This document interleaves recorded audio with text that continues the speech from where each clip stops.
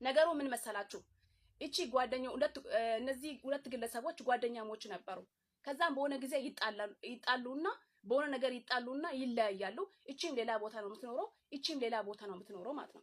ከዛም በአንድ ቀን ለዚች ለነፍሰ ጡሯ ሴት ትደውልና ይቺኛዋ ገዳዩዋ ማለት ነው ትደውልላትና በቃ ይቅር ብዬሻለሁ፣ አሁን አንቺ ነፍሰ ጡር ነሽና በቃ ይቅር ብዬሻለሁ ትላትና ይቺ ገዳዩዋ ኬክ ይዛ ወደዚች ቤት ትሄዳለች ማለት ነው። ወደዚች ወደ ሟቿ ቤት ትሄዳለች ኬክ ይዛ ማለት ነው።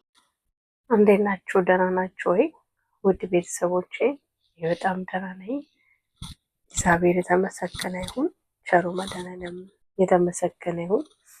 እናቱ ነችና የማትለየው ወለላይቷ ቅድስት ንጽሕት ድንግል ማርያም የተመሰገነች ይሁን።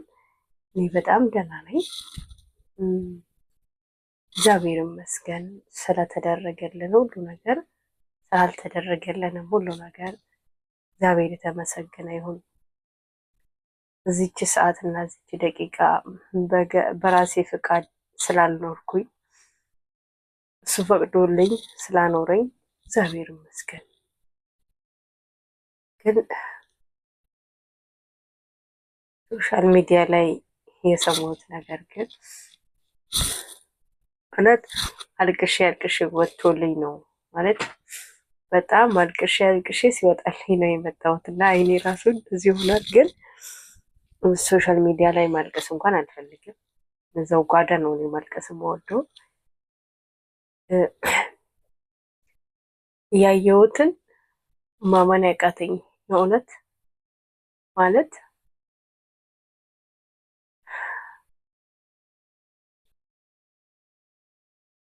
ሰው ልጅ ፍጹም አይደለም። እንጣላለን፣ ከሰው ጋር እንኮራረፋለን፣ ብዙ ነገር እንደባደብ ሊሆን ይችላል። ብዙ ግን ይሄን ያህል እንደ ሰው ጭንቅላት ያለ ሰው እንደ ሰው የሆነ ሰው ግን ለሰው ልጅ ይሄን ያስባል ብሎ ግን መገመትም ማሰብም አይቻልም። ማለት የምሬ ነው። አልችልም፣ ለማሰብ እራሱ አልችልም። አውቃለሁ ሰው በሚጣላው መንገድ ይጣላል። የጥሉ ምክንያት ሁሉም የተለያየ ሊሆን ይችላል። ወደ ሳውዲ አረቢያ የተሰማው ግን የእውነቴን ነው። የሰው ያህል ማለት ሰው ለሰው ይሄን ያህል ተጨካክኗል ወይ? እንዴት ሰው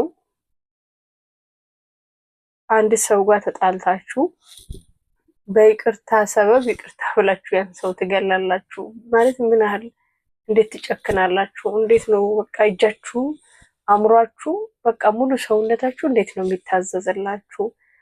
ለዛኛውም ልትወልድ 5 ቀን የቀራት በእግዚአብሔር እጅ ያለች ሴት እንኳን ለመግደል ይቅርና ነፍሰ ጡር እንደው እንደዚህ ለመገፍተር እንኳን ይመቻል ማለት አእምሯችን ይታዘዝልናል፣ እጃችን ይታዘዝልናል። በቤቴ ወይ ድረሽኝ ማርያምን ያማል፣ በቤቴን ያማል።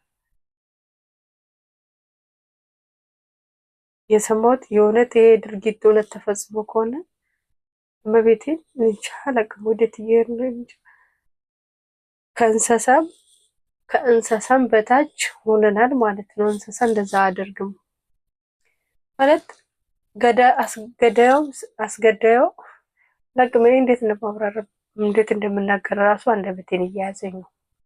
ምክንያቱም ይህን ድርጊት የፈጸመችው ሴት ልጅ ነች። እንዴት ሴት ልጅ እርጉዝ ሆና ልጇን ለማቀፍ ልጇን በጉጉት 9 ወር ሙሉ በማጽኗ ይዛ ልትወልድ 5 ቀን የቀራትን ሴት አንቺም በእግዚአብሔር እጅ ተይዘሻል፣ አንቺም በእግዚአብሔር እጅ ተይዘሻል። ድምጼ ባይዘው ስላለቀስኩ ነው የተዘጋጋብኝ። ይቅርታ፣ ጥራት ላይኖረው ይችላል፣ ግን ሀሳቤን መግለጽ ትረዱኛላችሁ። ብቻ በጣም እንዴት ነው እርጉዝ ሴት አንቺም እርጉዝ ነሽ፣ ልትወልጂ ደርሰሻል፣ ተጣልተናል፣ ይቅር እንባበል ብላ ኬክ ይዛ መጣ። ኬክ አብልታት አስቡ እንግዲህ ቤት ውስጥ ያሉት ከሟቿ ጋር 3 ናቸው። ሶስቱን ማለት 3ቱስ ቢሞቱ ኖሮ አልገባኝም። እኔ ቢያንስ ጥላቻ ያላት ከአንድ ሰው ጋር ነው። ኬኩን ያው የበሉት ደግሞ 3ቱም አንድ ላይ ነው የበሉት። እንግዲህ ከኬክ ይዛ ከሄደችው ሌላ 3 ናቸው ቤት ውስጥ። ከተጣላችም ካልተጣላችም ጋር ነው እንግዲህ ኬኩ እንዲበሉ። ምን ያህል አእምሯችንን ማለት ምን አእምሯችን ማሰብ አቁመናል ማለት ነው። ምን ያህል ብንጨካከል ነው። ዞማርና ክርስቶስ እመቤቴን እንዴት ነው እንግዲህ እንዴት ነው ጓደኛ የምንይዘው? እንዴት ነው ከሰው ጋር ተግባብተን የምንኖረው? ፈራው ማለት ሁላችንም በቃ ሰው እንዴት ከሰው ጋር ይኖራል? አሁንማ የምንሰማው ነገር እውነት ማለት በቃ እንዴት ሁሌ ለጆሮ የማይመች ነገር፣ ሁሌ ለዓይን የማይመች ለአእምሮ የማይመች ነገር ብቻ ነው የምንሰማው። አንዳንዴም እውነትም ጥላቻም ዓይን አለው እኮ ሰው መግደልም እኮ የሆነ ዓይን አለው። እውነት ማለት እንዴት ሰው 2 ነፍስ ቢያንስ እሺ እሷ አናደደቻችሁ እንበል በቃ እሷ ቢያንስ ታዲያ እስክትወልድ እንኳን የማትጠብቁበት ማለት እንዴት ሰው 2 ነፍስ ያጠፋል? ቢያንስ እሷ ወልዳ እንኳን እንደው አንድ ቀን እንኳን ልጇን 9 ወር ሙሉ በማጸኗ ተሸክማ ስትወጓጓለት ለነበረው ልጅ ብላችሁ እንኳን ለሕፃኗ ምንም የማያውቀውን ሕፃን እንኳን እስክትወልዱ ብትጠብቋት ምን አለበት? ምን አለበት? ማርያምን አላውቅም። እኔ ምን አይነት አጨካከን ማለት እንዴት አእምሯችሁ እሺ እንዳላችሁ ይሄን ሀሳብ አስባችሁ ድርጊቱ ስትፈጽሙት በምን እጅሽ ይዘሽ መተሽ ኬኩን እንደሰጠሻት እመቤቴ ትወቁ ማለት ትንሽ እንኳን ሴት ልጅ ነሽ። እንዴት እርጉዝ ሴት መርዝ አብልቶ ሰው ይገላል? ማለት እመቤቴ ሆይ ወዴት እየሄድን ነው? ልቦና ስጪኝ።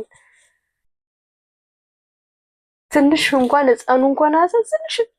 በቃ ከሰው ጋር እሺ ተጣልተሻት ጠላሻት፣ በቃ ቢያንስ ሕፃኑ ልጅ ማህፀን ውስጥ ያለው ሆዷ ውስጥ ያለው ሕፃኑ ልጅ እንኳን እንደው አንጀትሽን አራራው። ምን አይነት ከጭራቅ ነው የተፈጠርሽው?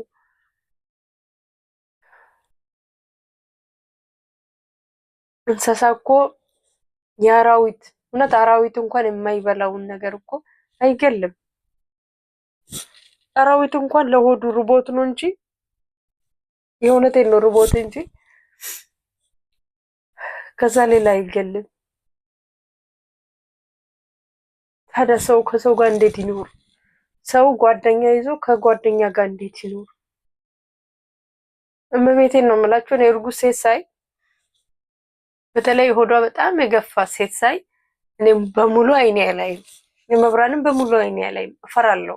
እመቤቴን እፈራለሁ። የሆነ ነገር እንደውም አሁን ትልቅ የሆንኩ ስመጣ ትንሽ የሆነ አላለ በርሜ ሲጨምሩ የሆነ ነገር እውቀቱን በዛው ልክ አክሴፕት የምታደርጉት ነገር አለ።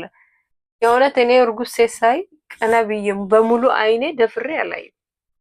እንዴት አእምሮሽ ታዞልሽ እጅሽ ዳስ አላቅም። እንዴት አድርገሽ መብርሃን ድረሽ መርዝ ለዛኛውም ልትወልድ 5 ቀን የቀራት ሴት ሌላ አንቺ ምንም አይደለም። የእሷን ጽዋ ቅመሽ እግዚአብሔርን እሷ ያየችውን ስቃይ አንቺም ቅመሽው። ሌላ ምንም ልልሽ አልችልም። እውነት በቀልም በበቀል እንደማይመለስ አውቃለሁ። ግን እኔ ምልሽ ጠፍቶኝ ነው። እውነት እንዲያደርገሽው ከሆነ ስቃውን አንቺ ቅመሽው።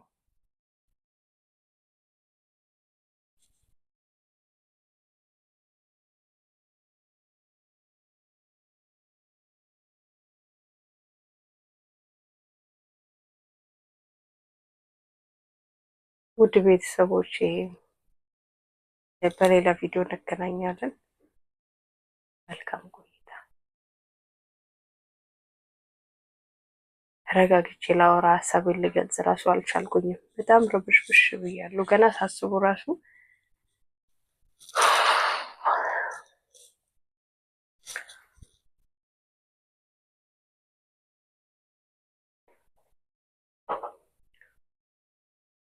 መልካም ቆይታ ያምራላችሁ።